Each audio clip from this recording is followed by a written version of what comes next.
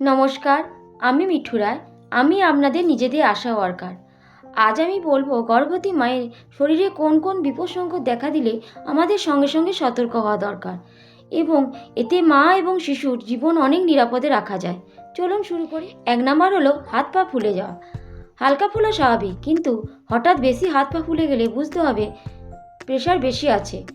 সঙ্গে সঙ্গে BP check করতে হবে এবং এএনএম বা ডাক্তারকে জানাতে হবে। 2 নম্বর হলো বাচ্চা নড়াচড়া কমে যাওয়া।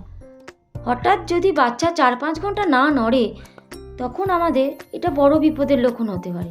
তখন আমাদেরকে এএনএমকে জানাতে হবে এবং সঙ্গে সঙ্গে মাকে হাসপাতালে নিয়ে যেতে হবে। 3 নম্বর হলো প্রচণ্ড মাথা ব্যথা এবং চোখে ঝাপসা দেখা।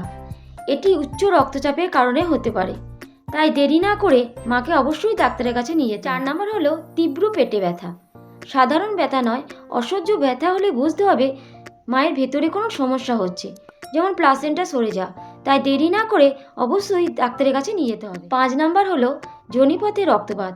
গর্ভাবস্থায় যে কোনো রক্তপাতই এটি হচ্ছে রেড অ্যালার্ট। সঙ্গে সঙ্গে মাকে হাসপাতালে নিয়ে যাওয়ার জন্য ব্যবস্থা। 6 নাম্বার হলো খিঁচুনি। খিঁচুনি হলে মাকে সঙ্গে সঙ্গে নিরাপদ ভঙ্গিতে শুয়ে রাখতে হবে। এটি ইক্লাম্পসিয়ার লক্ষণ এবং সঙ্গে সঙ্গে অ্যাম্বুলেন্সের ব্যবস্থা করতে হবে। 7 নাম্বার হলো জ্বর এবং কাঁপুনি। ইনফেকশন হলে মা এবং শিশুর বড় ক্ষতি হতে পারে, তাই অবহেলা না করে এএনএমকে রিপোর্ট করতে হবে এবং ডাক্তারি পরামর্শ নিতে হবে। 8 নাম্বার হলো ওজন না বাড়া বা কমে যাওয়া।